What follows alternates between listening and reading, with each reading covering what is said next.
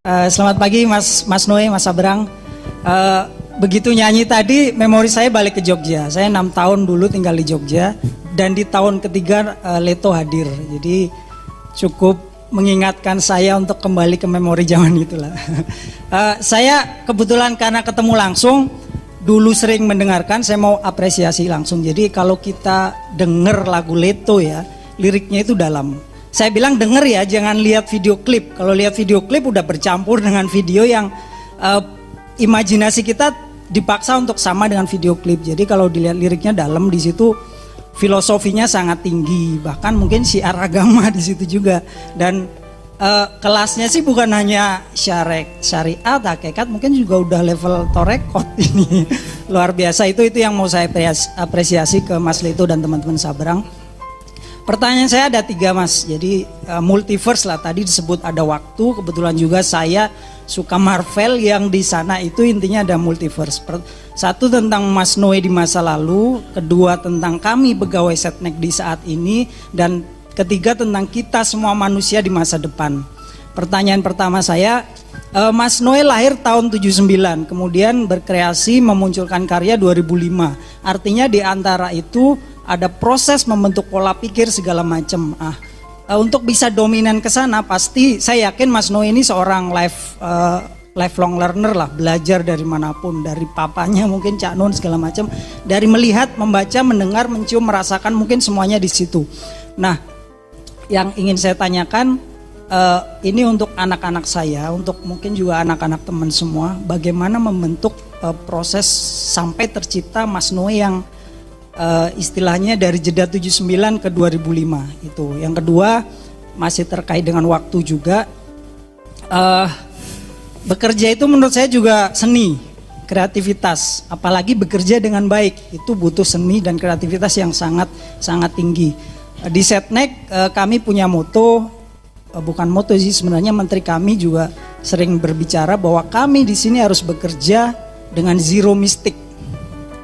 Artinya tanpa ada istilahnya error itu sangat jangan sampai ada error. Dan kalau saya melihat, saya pegawai Setnek semua di sini itu seperti waktu Mas. Seperti waktu itu berjalan berdetik, tidak pernah telat sedikit pun, akurat, tidak pernah meleset sedikit pun. Yang ini saya tanyakan, bagaimana Mas Leto memaknai waktu ini? Memaknai kami pekerja yang harus bekerja dengan sangat sempurna gitu. Jadi nanti biar endingnya juga ada keadilan antara misalkan kalau ada punishment, ada reward. Oke, yang pertama tentang learning itu tadi ya. Saya merasa pentingnya menjaga sense of wonder. Karena kita akan berhenti belajar ketika kita merasa sudah tahu. Padahal pengetahuan itu multiverse, multivariat dan seterusnya. Jadi ketika ada question setiap saat, ada sense of wonder, jadi kagum pada banyak hal. Saya ketika kecil hidup di kampung, jadi saya kagum tuh dari ngelihat listrik sampai naik pesawat itu saya mengalami kekaguman luar biasa. Semuanya tuh wah, naik lift pertama, naik eskalator pertama itu ada sense of wondernya. Dan menurut saya itu modal luar biasa. Karena ketika ada sense of wonder, pengen tahu, buntutnya panjang. Pengen tahu buntutnya panjang. Jadi kalau saya sama anak saya itu selalu membangunnya adalah sense of wonder itu tadi. Why? Ada 6 iteratif komunikatif yang kita pakai setiap hari. Itu yang dipakai manusia untuk mencari informasi buat 5W1H lah intinya. Tapi yang paling membutuhkan jawaban di situ adalah how dan why-nya. Itu yang akan menjelaskan sense of wonder. Jadi pertanyaan, kalau sekolah menyediakan what terus-terusan, what, who, dan when ya terus, mungkin orang tuanya bisa menyediakan why dan how-nya. Karena itu untuk menjadi lengkap sebagai iteratif komunikasinya gitu. Ya. Siap. Yang kedua tadi mengenai waktu. Sebelum saya agak lupa juga sih, Mas Egi inget gak? Yang kedua itu soal waktu ya Mas ya, soal waktu. Mana gak yakin? Masih deg-degan loh ini Mas, masih deg-degan loh saya loh. Iya. Langsung ngeborong 3 loh Mas. Ngeborong 3. 1, 2, 3, tiga-tiganya. Mungkin Mas Angga bisa bantu. Saya yang nomor 2. Saya Bagaimana Mas Noe memaknai waktu gitu. Waktu adalah sumber daya yang paling berharga menurut saya di dunia. Kenapa? Itu satu-satunya sumber daya yang adil di semua orang di seluruh dunia. Kalau sumber daya yang lain, uang, pikiran, IQ, kesehatan badan, itu bisa nggak adil. Tapi kalau waktu, itu menurut saya sumber daya yang paling adil. Jadi kenapa saya tadi itu adalah gift of time pada jenis inovasi yang paling penting adalah ketika orang bisa memanfaatkan waktu sangat efektif, dia akan maju jauh lebih ke depan daripada yang lain.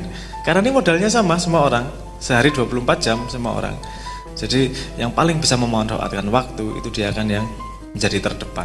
Kenapa? Inovasi yang berhubungan dengan efisiensi, liquidity, entah terhadap sumber daya, liquidity terhadap ilmu, whatever liquidity, semakin cepat bergerak, itu semakin efisien dia, semakin banyak impactnya di dunia nyata. Jadi pendapat saya terhadap waktu itu adalah untuk diperhatikan setiap saat. Itu tentang waktu. Yang ketiga apa tadi? Zero mistake. Zero mistake. Iya. Betul. Hah? Tentang kita sebagai manusia. Zero mistake. Salah lagi zero mistake ah. Boleh saya ulang ya? Yang Boleh, kedua boleh. tadi itu. Saya kekeh nih Yang zero kedua, mistake. Nah, yang Tadi saya zero bisik mistake. sama Mas Egi. Mas Egi, yang ketiga kira-kira apa ya? Kata Mas Egi, zero mistake. Jadi kita sebutin aja zero mistake gitu. Zero mistake, Mas.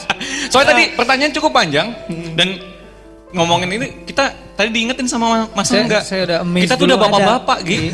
Jadi sampai waduh, iya ya, agak gampang. Soal zero mistake itu tadi saya malah belum merespon ya. Menurut saya zero mistake sebagai gini, manusia itu sebutannya aiming creature.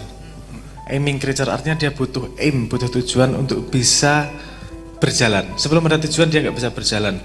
Tujuan itu gunanya apa? Agar ketika dia ketemu informasi, dia bisa mengkategorisasi mana yang primer, mana yang sekunder. Semakin dia mendekati pada tujuan, dia menjadi semakin primer. Nah, itu sebagai horizon tujuan, zero mistake itu no problem. Tapi kalau dipaksakan kemudian harus zero mistake, itu ya Nabi aja punya salah kok, apalagi kita manusia biasa gitu. Jadi nggak apa-apa, sebagai titik maksimum asal kita sadari yang bisa kita dapatkan adalah hanya optimal. Tapi bukan itu kalau jadi alasan, kan nggak mungkin, semua manusia ada salahnya pasti gitu. Alasan untuk tidak maksimal juga nggak baik juga menurut saya. Jadi semua ada fungsinya.